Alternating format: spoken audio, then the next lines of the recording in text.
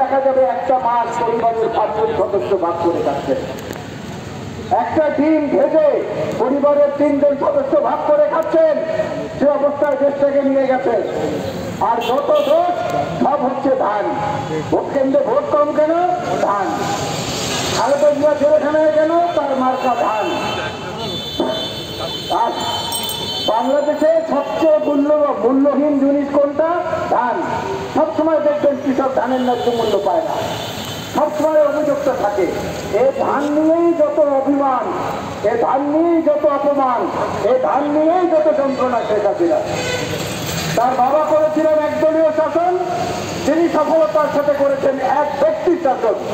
তিনি কখন কোনটা কি করবেন চ্যালেঞ্জ করে বলতে পারি ওবায়দুল কাদের সাহেবও জানেন না, তার কেউ জানেন না তিনি কখন কোনটা কি করবেন।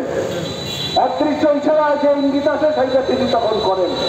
আর সব কিছুর জন্য দায়ী হচ্ছে ধান, সব কিছুর জন্য দায়ী হচ্ছে জিয়াউর রহমান, সব কিছুর জন্য দায়ী হচ্ছে বেগম খালেদা জিয়া, সব কিছুর জন্য দায়ী হচ্ছে তারেক রহমান। এইখানে বাঁচাতে গিয়ে মান সব দোষটা পায় তার উপরে, সেটা হচ্ছে ধান। এই ধান নিয়েই বড় যন্ত্রণায় আছে বাংলাদেশের বর্তমান অবৈধ সরকার। আর আজকে সেই ধানের মূল্যের কারণেই বাংলাদেশের মানুষের জীবনে প্রতিনিয়ত একটা না একটা নতুন উপদ্রব দিয়ে সরকার হাজির হলো না।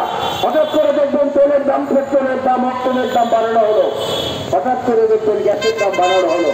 আগে গণশুনানি হতো, আমরা যেতাম জ্বালানি কমিশনে, আমরা যেতাম বিএনপির পক্ষ থেকে, আমি প্রতিনিধিত্ব করেছি সবসময়।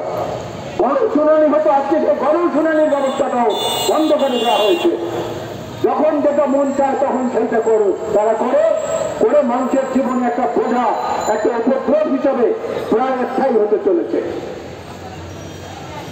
এই স্থায়িত্ব বেশিকাল হতে দেওয়া মানে বাংলাদেশকে আরেকটা উত্তর কোরিয়ায় পরিণত করা। এই স্থায়িত্ব আরো বেশি দিন হতে দেওয়া মানে বাংলাদেশকে আরেকটি রাশিয়ায় পরিণত করা। এই নির্লজ্জ বেহায়া কমিশন নির্বাচন দেখার জন্য রাশিয়ায় যায়, যেখানে নির্বাচনের বলতে কিছু নাই। এবং ওই নির্বাচন কমিশন যখন যেটা মন চায় তাই সেটা বলে। এক ব্যক্তি গণকের কাছে গিয়েছিল হাত দেখাতে, গণক তার হাত থেকে বললেন, আপনি তো অনেক ভাগ্যবান, আপনার জীবনে অনেক উত্থান পতন আছে। তো বেচারা খুব খুশি হয়ে আসলো। কদিন পরে আবার গণকের কাছে গেল, বলে যে ভাই আপনি বললে অনেক উত্থান পতন আছে, কোন কিছু তো হলো না। বলে কেন, আপনি এখন কি অবস্থায় আছেন? বলে আমার একটা আপনার চাকরি হয়েছে, সেইটার চাকরিটার পদের নাম হলো লিফটম্যান, লিফট চালায়। বলে কেন, হয়েছে লিফটে একবার উপরে ওঠেন একবার নিচে নামেন, ওইটাই তো উত্থান পতন। বাংলাদেশের মানুষকে